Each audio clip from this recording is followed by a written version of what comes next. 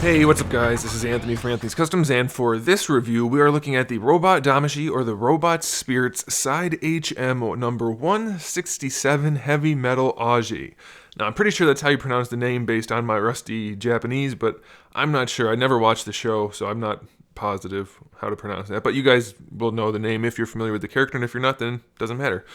Anyway, this guy is kind of a unique Robot Damashii figure. He's got some different stylings than the ones I normally look at, so I thought it would be cool to review, so that's what we're going to do. So let's go ahead and get it off the stand and take a closer look.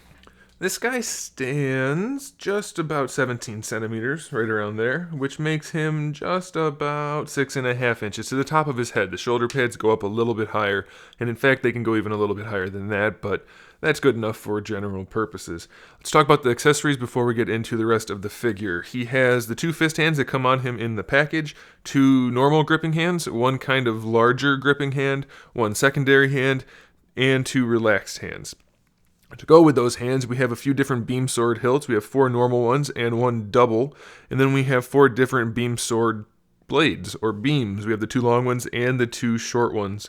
Additionally, we have 1 flight stand peg crotch piece thing and 1 additional front cod piece type thing, which I do believe is meant to go with some sort of option part set. I'm not positive on that because it's not in the package, but it shows connecting to something else, so I'm not positive, but I'm pretty sure that's what that is. And I believe that is also related to what those 2, the secondary gripping hand and the larger gripping hand, I think that's what those are for also, but I'm not positive. I can't say because it's not in the package, but it's not missing any parts, so, well, you get the idea.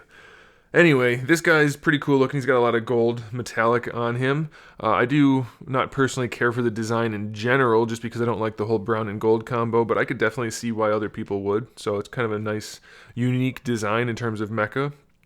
And he's got some kind of unique articulation. Some of it's pretty good and some of it's not so good. So let's just go ahead and look at that, because there's really not much to talk about in terms of paint. The head has a ball peg right beneath the, well, not right beneath the red, but pretty much underneath that red spot. The head is articulated on a ball peg independently from that gray thing that has all the different little pieces in there. So there's a ball peg on top, and then the neck itself, that other gray piece, is on another, it feels like a ball peg, but it could just be a hinge. And those front gray pieces are just soft plastic, so they'll kind of move around as you move the figure. The shoulders are on a ball peg where they connect to the torso. And then the shoulder pads are on a ball peg with a hinge and a swivel inside, which is technically another ball peg, but it's essentially a swivel. So they do move around quite a bit. You can get these shoulder pads to move around a whole bunch, so that should be pretty good for posing, and obviously they're connected to that shoulder. But it shouldn't be that big of a deal. It's just not the best shoulder design. These won't get in the way, but the shoulder itself will, if that makes any sense. The cool thing about these is that these are also individually articulated, so that you can move them up like that and kind of straighten them all out, or you can bend them all the way down and make them extra curvy, so that's up to you. You have your ball peg where your bicep connects to your shoulder, so that moves around like that. And of course, it's a bicep swivel also. And then we have a true ball hinge for the elbow, which means it'll swivel at both ends, and it has the hinge in the middle, which does give you just about 90 degrees. You have an additional little bit of a hinge right here in the forearm.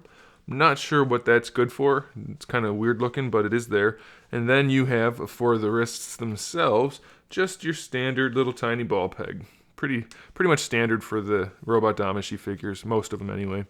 For the torso, we have a ball peg that lets the entire thing move around at the top, which is really nice. You have a lot of range. Then you have another ball peg for the lower torso. So you can get him to lean, let's get those arms folded up. You can get him to lean pretty well, pretty far back, and pretty far forward, and then even pretty far side to side, so that's pretty nice. For these things, they're on like a little hinged ball peg. They don't have the greatest range, but they'll move around enough to where they shouldn't get in the way too much. And for the hips, we have a hinged ball peg that lets the hips drop down if you want to, and then it's on the ball socket that's also hinged, so you can see how that lets the leg come out, and then the ball itself will move. So you are fairly limited in the lateral movement, but bringing the legs forward and back, you have tons of range. Even if you want to not turn them at all, they still go up really far. And if you want to take them even farther, you can just turn them a little bit and they'll go. So tons of range in that regard. And you do have a little bit of a thigh swivel essentially, but it's really just moving around on that ball peg. For the knees, we have this kind of complex looking knee joint with these soft pieces back here. And so you can bend the knee down at that bottom joint and then also at that top joint at the same time. So it kind of collapses on itself a little bit. So you get a really good bend, but it's also a pretty awkward looking bend. So I'm not sure that that's a great idea.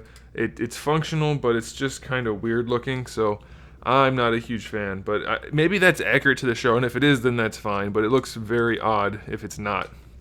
Before we get down to the ankles, we have this piece right here which can open up, and then you can fold these out, and I believe it's supposed to go like that so that he has that open part with the internals. There's some loose floating pieces in there so that when you move the feet, they move around a little bit. It's not incredibly functional, but it is in there, so that's kind of cool. We'll go ahead and close that back up. Now for the feet, we have a ball peg that's right around in here, and then that comes down to an ankle rocker, a hinge. So you can move the whole foot around on the ball peg, or you can use that hinge to give yourself a decent ankle rocker. It doesn't go incredibly far, but it does work. And then the toe itself is hinged, so it'll move up a little bit, but mostly it's going to go down like most Robot Damashis. I don't know why they do that. And then we have these two little pivots or swivels for these back parts.